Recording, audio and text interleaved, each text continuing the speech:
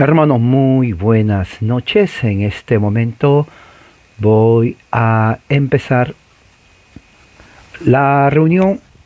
Tengo 6 de la tarde o 6 de la noche con un minuto aquí desde el sur de California. Estamos estudiando el tema del sínodo de Dort. Y bueno, hemos terminado ayer el primer canon. Son 5 cánones del sínodo de Dort, eh, pero después viene refutaciones a los errores, como ellos lo llaman, de los arminianos. De acuerdo a los cánones, ellos refutan 9 errores teológicos que tienen que ver con la teología arminiana. Y interesante porque cuando entremos al segundo canon, entonces también tienen sus respuestas a los errores. Así que vamos a ver hoy son 9 errores teológicos de los cánones de Dort.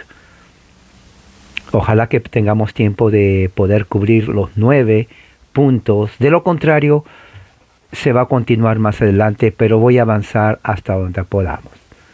Muy bien, entonces antes de iniciar, vamos a hacer una oración. Únanse conmigo en una oración en este momento. Padre Celestial, gracias por tu amor, por tu misericordia, y que en esta hora podamos nosotros aprender de este sínodo que se hizo ya siglos atrás, para poder comprender la teología detrás de estas respuestas. En el nombre de Jesús, amén. Bueno, vamos entonces a empezar.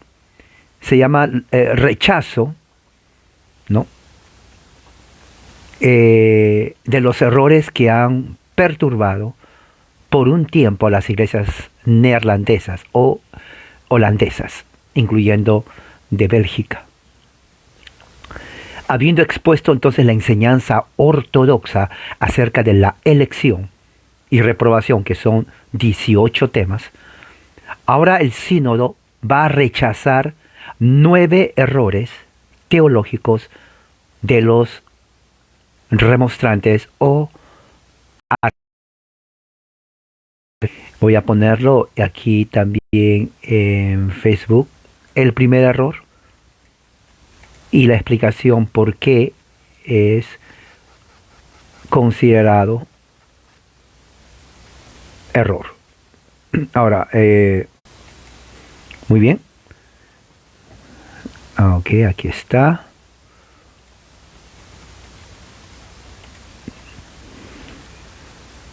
Muy bien, ahí está entonces el primer error. Vamos a leer, dice, 1. Ellos rechazan los errores de aquellos que enseñan que la voluntad de Dios es de salvar a aquellos que han de creer y perseverar en la fe y en la obediencia de la fe es la entera y completa decisión de Dios en cuanto a la y que nada más ha sido revelado en la palabra de Dios acerca de esta decisión. Ahora, esta frase, esta oración que acabo de leer, cuando no se analiza bien uno va a decir, bueno, amén, gloria a Dios, ¿no? Claro, es la decisión completa de Dios. ¿Quién va a estar en desacuerdo con eso? Salva a los que van a creer. En otras palabras, los que no creen no van a ser salvos. Ahora uno dice, pero ¿cuál es el problema, hermano? Lógicamente, el que cree es salvo, el que no, no. Pero no están diciéndolo eso. Lo que están diciendo es que Dios, lo que están diciendo es esto, que primero ellos van a creer, ¿no? Para salvación. Entonces Dios, sabiendo quiénes van a creer, entonces los salva, que es diferente. O sea, Dios no es que genera en ellos la salvación, sino que Dios está esperando quién va a creer en Él para salvarlos, que es diferente. Entonces, ¿qué es lo que dice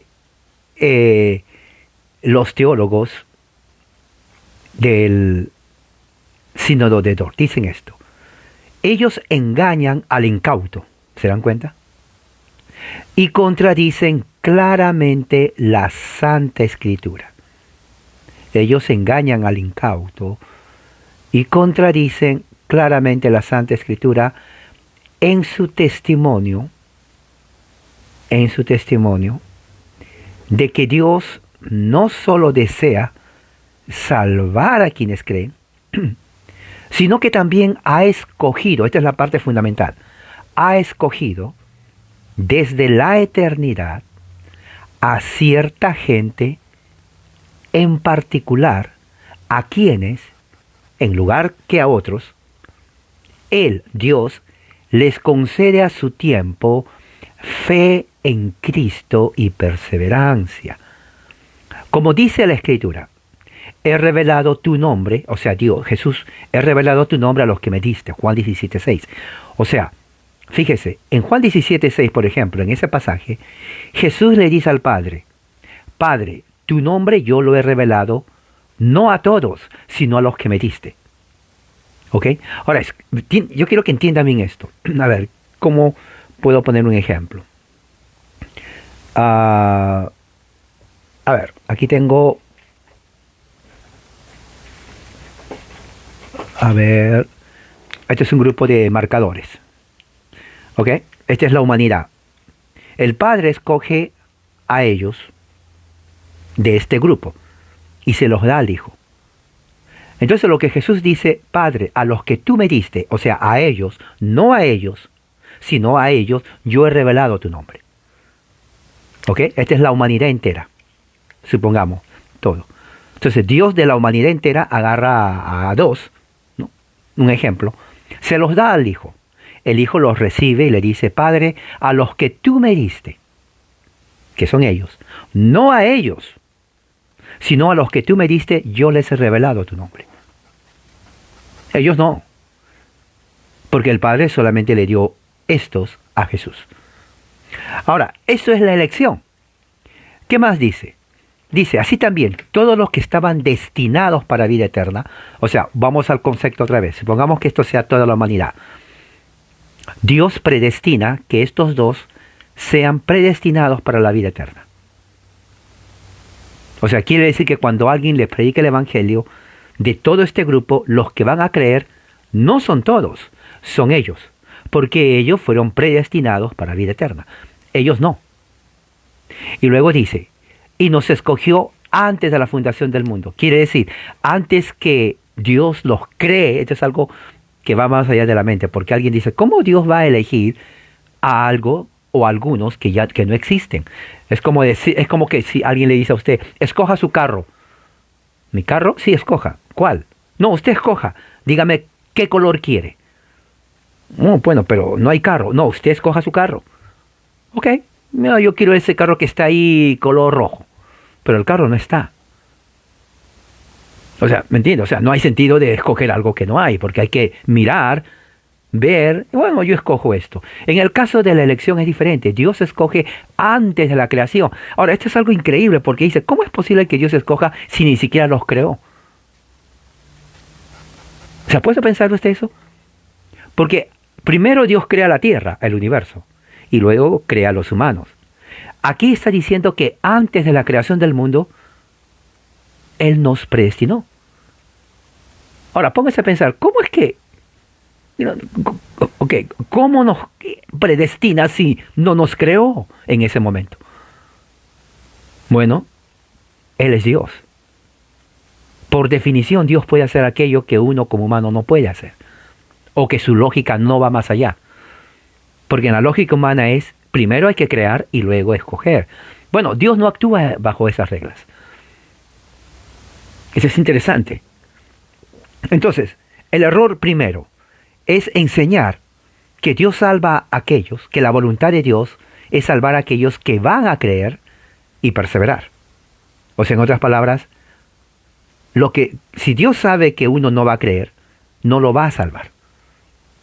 ¿Me entiende? Yo quiero que entienda eso, porque aquí muchos se confunden y dicen, pero ¿cuál es el problema? Si cree, bueno, va salvo. Pero no es eso.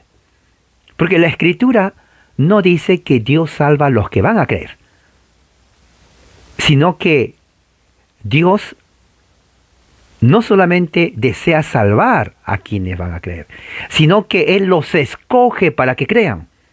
Ahí está la diferencia. Volvamos al ejemplo del universo. Este es el universo. Según los remonstrantes, Dios, ¿no?, de este grupo de humanos dice, yo voy a salvar a algunos de este grupo. No hay problema. Sí, pero ¿cómo lo va a hacer? Ahí está. Este es el punto clave. Según el punto de vista arminiano, Dios salva solamente a aquellos que van a creer en Él. O sea, Dios está esperando. A ver. Entonces salen dos y dicen, yo creo en ti. Oh, a estos los voy a salvar. La Escritura no enseña eso. La Escritura enseña, Dios escoge a los que va a salvar. ¿Se dan cuenta de la diferencia? Dios escoge a los que va a salvar.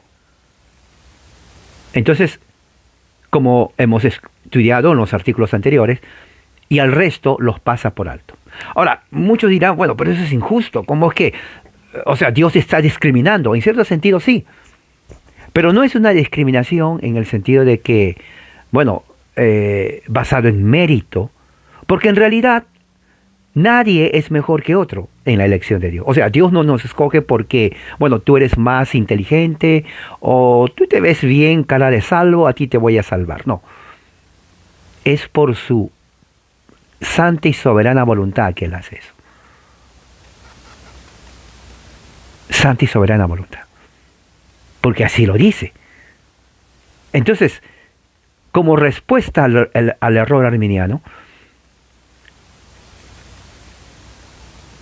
ellos engañan al incauto y contradicen la Escritura en su testimonio de que Dios no solamente desea salvar a quienes creen, sino que también Él ha escogido desde la eternidad a ciertas personas particulares para que crean. Y dice, Él les concede a su tiempo la fe en Cristo. O sea, en otras palabras, la elección no parte de mí. O sea, yo no me puedo elegir. ¿Me entiende? Si yo me elijo, bueno, no es elección divina, es elección humana, porque yo me elijo. Y no hay mérito ahí. O sea, no se puede decir que la salvación es de Dios cuando yo mismo me elijo. O sea, en ese sentido, Dios es un incapaz. O sea, es uno que observa, ¿no? Recuerde, un partido de fútbol uno está mirando. Corren. Uno grita, no, pero ¿por qué hiciste eso por ahí? Pero no tiene poder para cambiar. Porque solamente es observador. Pero en el caso de la elección, Dios no es observador. Él es el que actúa y genera todos los cambios. ¿Se dan cuenta? O sea, en el primer caso de arminiano, Dios observa. En el segundo caso bíblico, Dios actúa, no observa. O sea, Él crea todo. Y Él, como Dios, de entre toda la masa humana, Él elige a quienes Él quiere salvar. Y al resto los pasa por alto. Como dice aquí Jesús, yo he revelado tu nombre, Padre, solamente, esta es la humanidad, a los que tú me diste. Tú me diste a ellos solamente revelo tu nombre. A ellos no, porque pues, tú no me los diste. Y luego dice, a los que estaban destinados para vida eterna. Tú los destinaste a ellos, no a ellos van a creer. Y además, Dios escogió a ellos desde antes de la fundación del mundo. Ahora, para muchos es un misterio, porque cuando más nos ponemos a pensar, uno dice, pero de todas maneras, ¿pero por qué no creo, no? A mí me escriben y me dicen, pero ¿por qué no creo de una vez a todos? ¿Por qué no hizo la cosa fácil Dios? En vez de pecado, de caída, de sufrimiento, ¿para qué tanta cosa? Él hubiera dicho, ¿saben qué? Yo les creo a todos les voy a salvar, y asunto terminado. No Satanás, no problemas, no muerte, no peleas, ya de una vez paz y felicidad por la eternidad. ¿No? Así me dicen. Claro, es una manera simplista de ver, pero no actúa Dios así. Error número 2.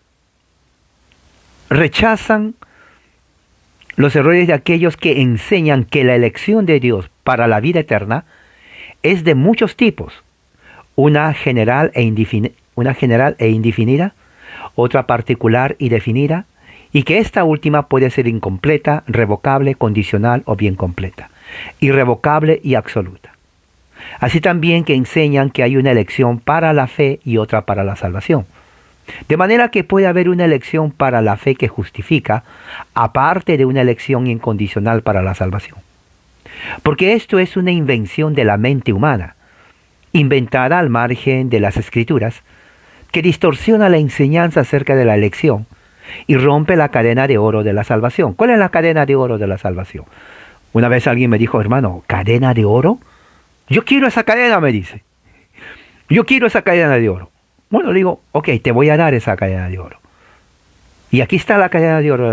Si usted es nuevo y nunca escuchó cadena de oro, oiga, pero eso suena como materialista. Bueno, vamos a ver lo que dice la Biblia. La cadena de oro está en Romanos 8:30. Voy a leer. Dice así. A los que predestinó Dios, a los que predestinó, ¿ok? A esos también llamó. O sea, Dios, ¿se acuerda del grupo? La humanidad. De este grupo, Dios elige o predestina a dos. Supongamos que este grupo es parte de la humanidad. Dios predestina. Pero a estos que predestina, dice aquí la cadena de oro, también los llamó. O sea, Dios los llama. Eso se llama el llamado, eficaz. Pero también dice a los que llamó, o sea, a esos también justificó. O sea, justificar significa que delante de Dios están ellos en buenos términos legales y no están bajo la ira de Dios, porque ya están justificados.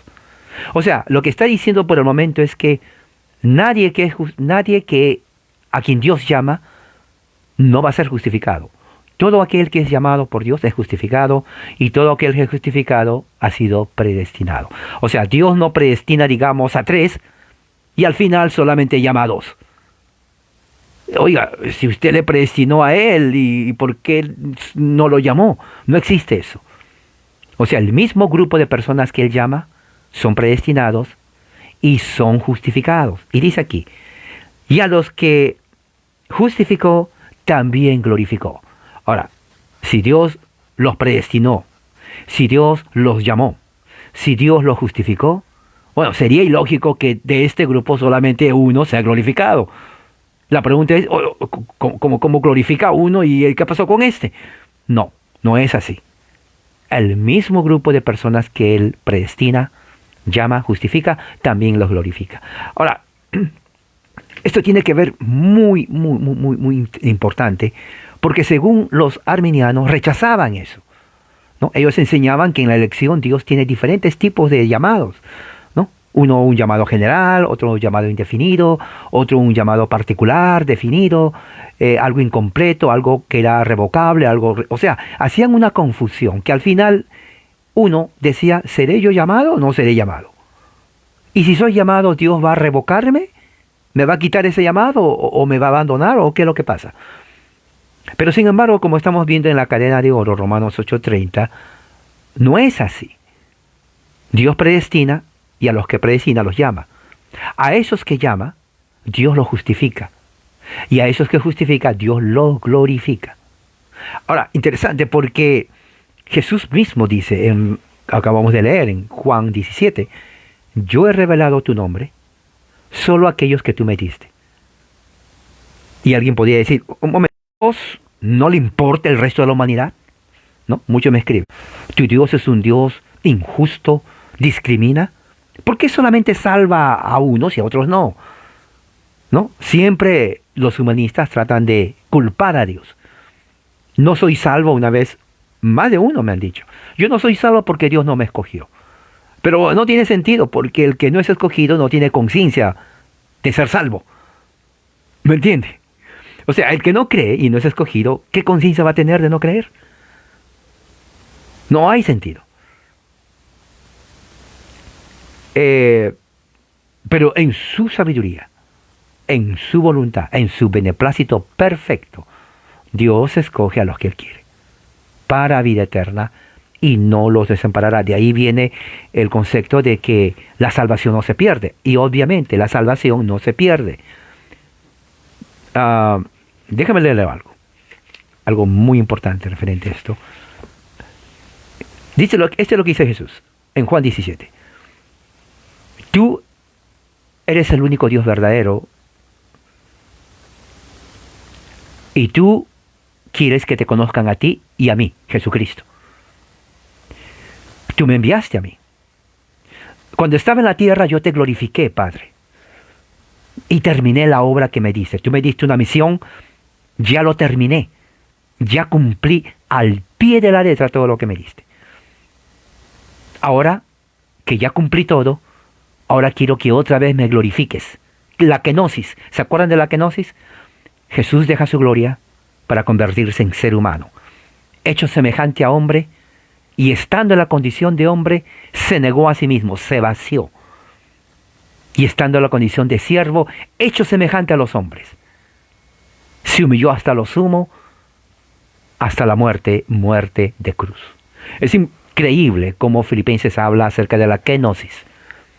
Y dice aquí, ahora quiero que tú me glorifiques, Padre, en la gloria que yo tuve antes que tú me envíes a la tierra. ¿Te acuerdas, Padre, que yo y tú en la gloria compartíamos? Sí, hijo, claro que sí. Bueno, ahora ya terminé. Ahora llévame, por favor, Padre. Quiero estar en la gloria contigo. Y le dice, esa gloria que yo tuve contigo antes que el mundo existiera. ¿Te acuerdas que vivíamos en la eternidad y de eternidad? Pero tú, en el consejo de la divinidad, me mandaste para que cumpla una misión y ya lo he cumplido. Terminé, ya no hay nada que hacer. No dejé nada en deuda, lo terminé al pie de la letra. Yo he manifestado tu nombre solamente a aquellos que tú me los diste, al resto no, porque tú no me diste a todos, me diste un grupo. A ellos yo he manifestado tu nombre, nadie más.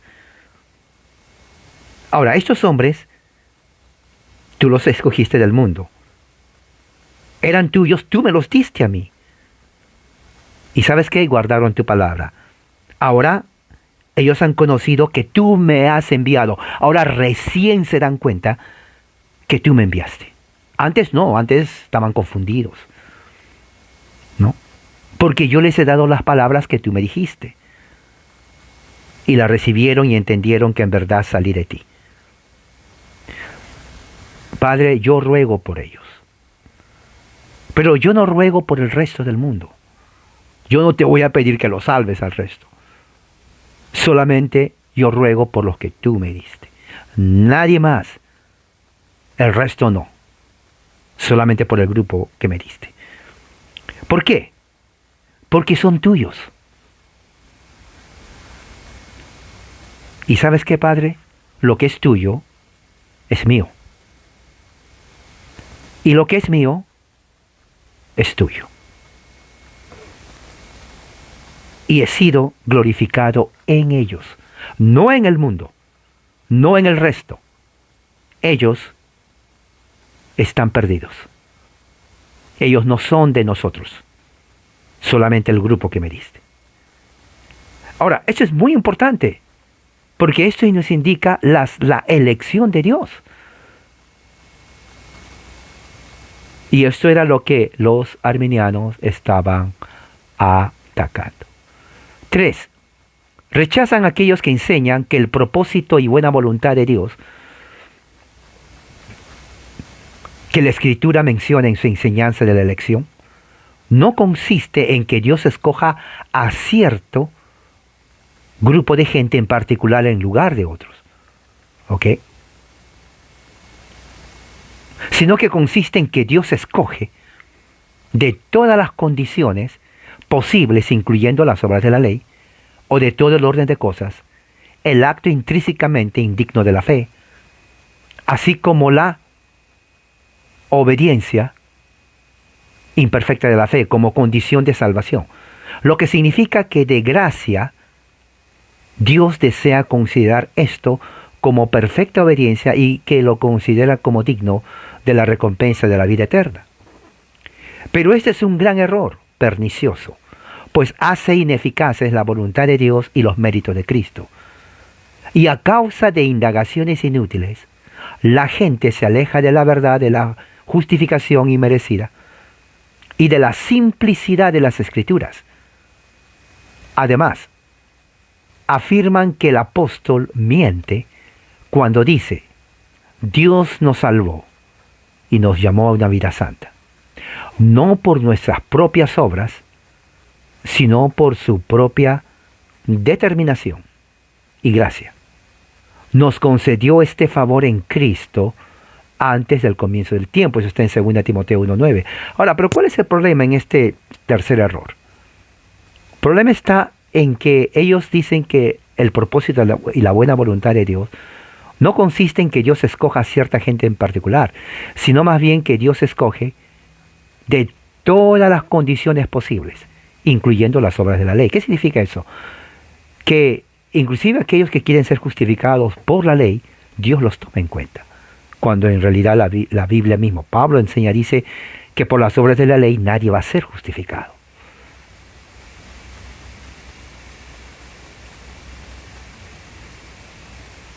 En otras palabras, está usando el mérito humano como fundamento o condición para la elección.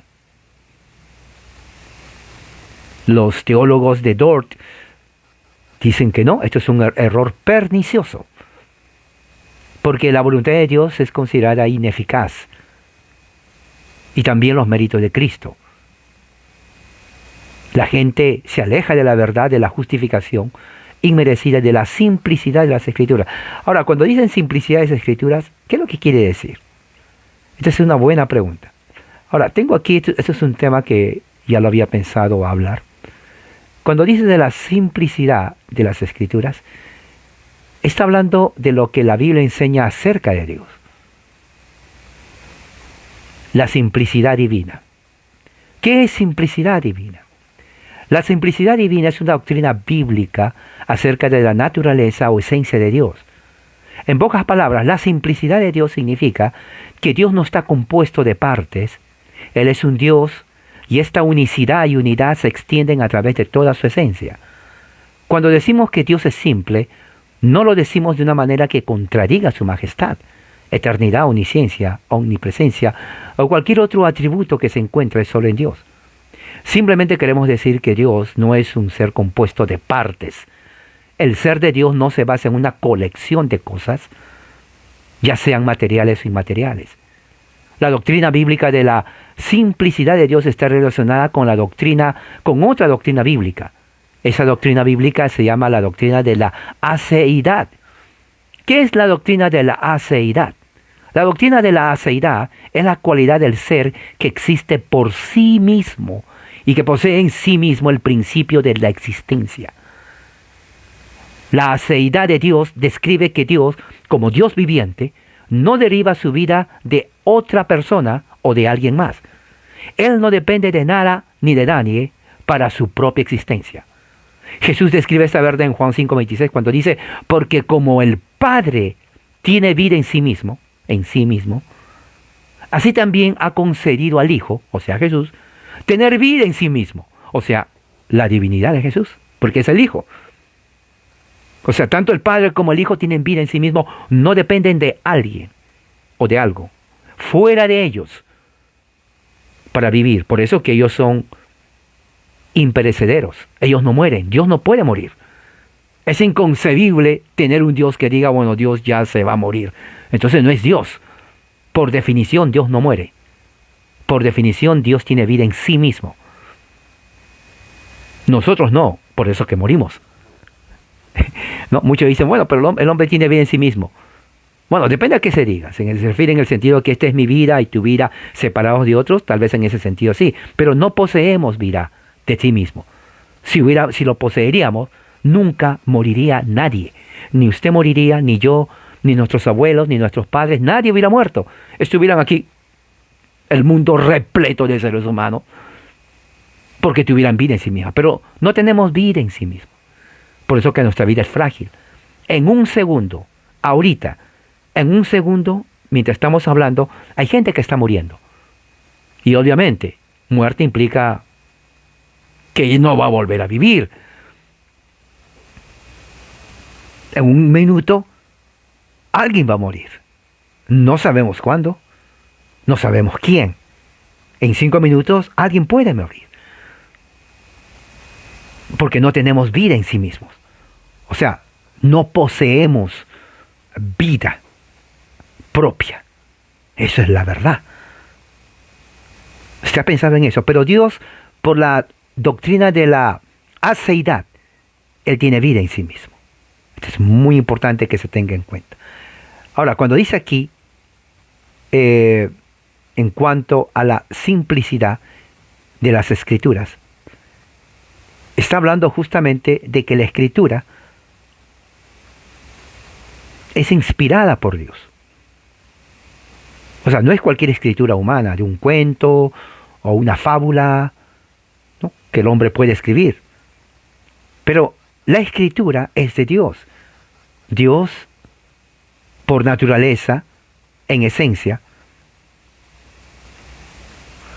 no es un compuesto de partes, sino es una unicidad y una unidad.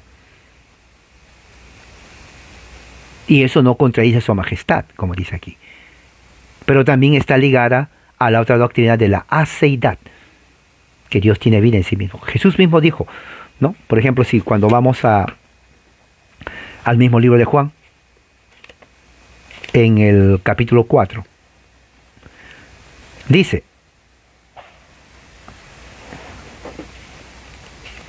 Jesús a la mujer, si tú conocieras el don de Dios, ¿y quién es el que te pide dame de beber?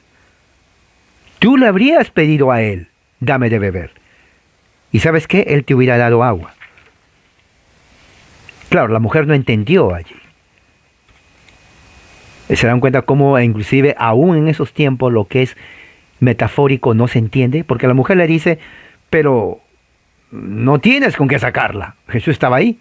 ¿Cómo me vas a dar agua? ¿No? El pozo es hondo.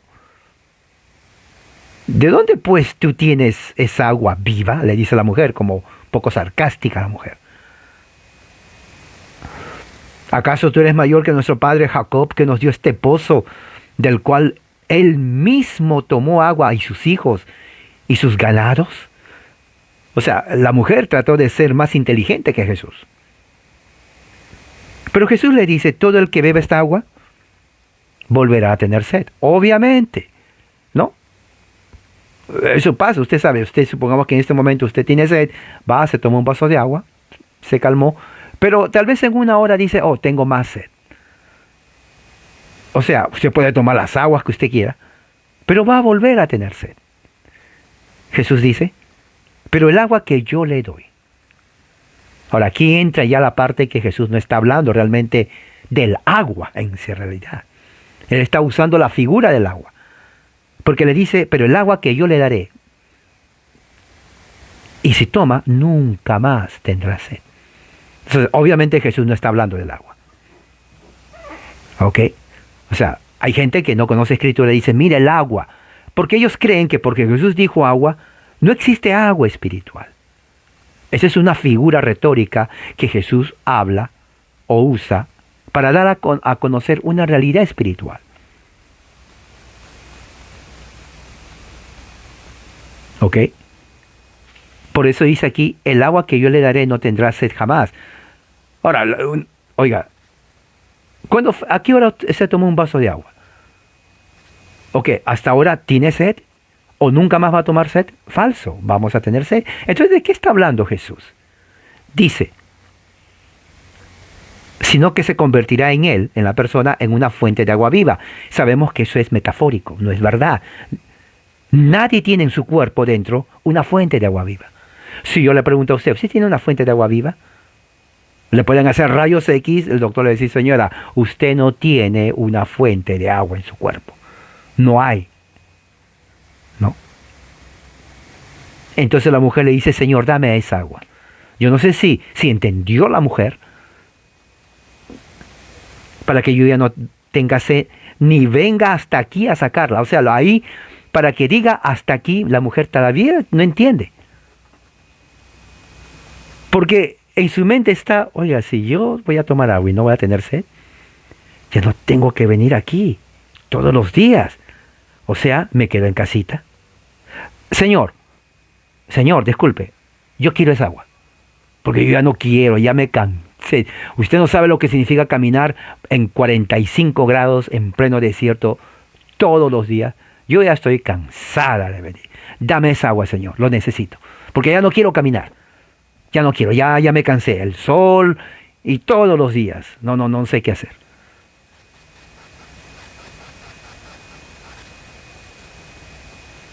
Y Jesús le dice, llama a tu marido y ven acá. ¿Ah? Que llames a tu marido. Es que no tengo marido. Ahora, muchos me escriben y dicen, hermano, aquí hay un problema con Jesús. Porque él está hablando de agua y de pronto mete al marido. O sea, ¿qué pasa con Jesús? Cambió de tema, no sabe, no sabe qué hablar. No es que cambió de tema ni sabe qué hablar. Porque el punto tampoco es el agua. El punto es el aspecto espiritual. Eso es. Recuerde que en ese tiempo era una sociedad agricultural. ¿Sabe lo que es agricultural? Agrícola. O sea, ¿no sabe lo que es agrícola? Plantas. ¿Ok? Plantas, vegetales. Por eso que todas las parábolas es de árboles. Vegetales. Los que trabajan, los que saben qué es el campo. Yo sé lo que es el campo. Mi abuelo fue cazador. Él tenía una finca grandísima. 4 o 3 de la mañana me despertaba para ir a cazar. Con su rifle, su gente, sus perros y cantidad de vegetación. Planta. De ahí Jesús, de la naturaleza, sacaba sus parábolas. Y cuando dice aquí agua, bueno, es lo que veía. Si hubiera teléfonos celulares en ese tiempo, tal vez Jesús hubiera usado el ejemplo de un celular. Y créame que lo hubiera hecho. Pero no había tecnología en ese tiempo. No había. Entonces dice así, ¿no? Has hablado bien, ¿no? 5 maridos tuviste, el que tienes ahora no es tu marido, has dicho verdad. La mujer dijo, Señor, me parece. Recién allí la mujer como que tuvo un despertar espiritual, dijo, a mí se me hace que él no está hablando del agua de aquí. O sea que sí voy a venir. Él es profeta. Claro, porque le dijo algo que... Entonces, ese conocimiento, ¿no? Hace que Jesús está hablando, lo que decimos aquí, de la aceidad. O sea, Jesús tiene vida en sí mismo. Aceidad. Ningún hombre le va a decir a usted, disculpe, señor, señora, ¿por qué viene a comprar? Yo le voy a dar comida que nunca va a aparecer. Bueno, el que le dice eso, créame, está mal de la cabeza. Porque no existe. No existe eso. Ni le preste atención. En el caso de Jesús es diferente. Él tenía la propiedad de la aceidad, vida en sí mismo. ¿Ok? Este es un tema muy importante. Error número 4. Rechazan los que enseñan que en la elección para la fe se requiere que la gente use correctamente la luz de la naturaleza, que sean honestos, modestos, humildes, dispuestos a la vida eterna, como si en alguna medida la elección dependiese de esos factores. Totalmente falso. O sea, la elección no depende de cuán honestos seamos nosotros. No depende de cuán modestos, humildes o inclinados al bien. Ahora, tal vez esas cualidades no son malas, pero la elección no depende de eso. No depende de esos factores. Porque eso suena como a pelagianismo. Como hermano, no entendí esa palabra, es nuevo para mí. Yo nunca en mi vida, desde que nací, escuché qué es pelagianismo. ¿Qué es eso? Créame, ni mi pastor me enseñó eso. ¿Me puede usted enseñar? Sí, lo voy a decir en este momento. suena pelagianismo. ¿Qué es pelagianismo? Bueno, pelagianismo es la enseñanza no bíblica que el pecado de Adán no afectó a las futuras generaciones de la humanidad. Según el pelagianismo, el pecado de Adán era únicamente de él. Se acabó. ¿Me entiende? Es como dice el dicho, cada uno baila con su pañuelo. O sea, yo pequé y se queda conmigo. Allá tú, allá ustedes. No me echen la culpa. No me echen la culpa que por mí ustedes. Eso enseña el pelagianismo. ¿Ok? Y que por lo tanto los descendientes de Adán no heredaron la naturaleza pecaminosa transmitida a ellos. Pelagio era un monje británico, creía que Dios creó directamente a cada alma. Bueno, o sea, el pelagianismo es lo que se conoce de que niega la depravación del hombre. ¿Ok?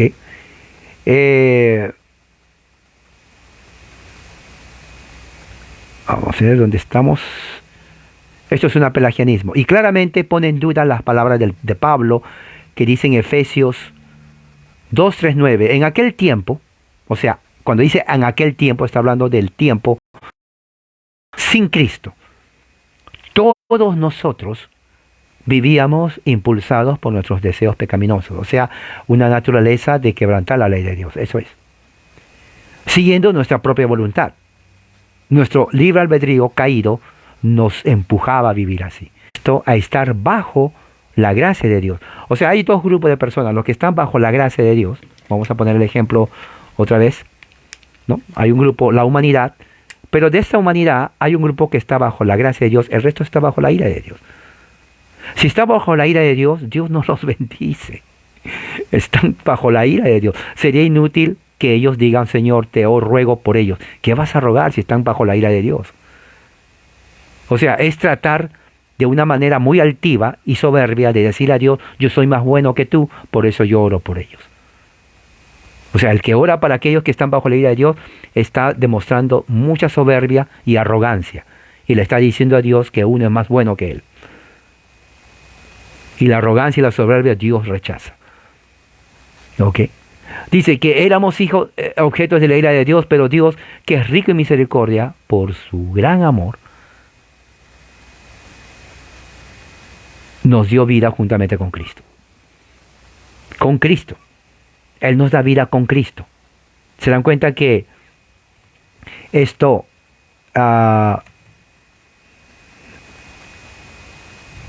contradice la doctrina de la... Él nos da vida con Cristo. Quiere decir que no tenemos la cualidad de la aceidad, o sea, no tenemos vida en nosotros mismos. ¿Quién va a morir en los próximos 5 minutos? No se sabe, pero alguien va a morir. Así es, miento. Por gracia ustedes han sido salvos en unión con Cristo. Dios nos resucita espiritualmente y nos hizo sentar con Él en las regiones celestiales, para mostrar en los tiempos que vienen la incomparable riqueza de su gracia por su bondad que Él derramó en Cristo Jesús. Porque por gracia ustedes han sido salvos, no por mérito, mediante la fe. Esto no procede de nosotros. La gracia viene de Dios. Por eso dice aquí, es un regalo de Dios, pues no procede de las obras. Lo hice por mi propia obra. La elección es un acto libre de Dios que Él otorga a quien Él quiere, cuando quiere y como quiere. Los otros están bajo la gracia. Se da cuenta que Jesús mismo, el autor de la salvación, dice así, Hebreos 12:2, puesto los ojos en Jesús, el autor y consumador de la fe. El autor y consumador de la fe. Ahora, ¿qué quiere decir esto? Quiere decir de que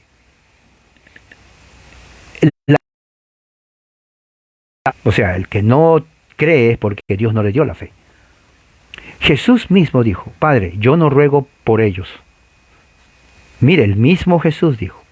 Él no trató de ser más sabio que Dios diciendo, Padre, yo sé que no me los diste, pero tengo tanto amor por todos que voy a aquí en el número 4, queda pendiente 5, 6, 7, 8 y 9.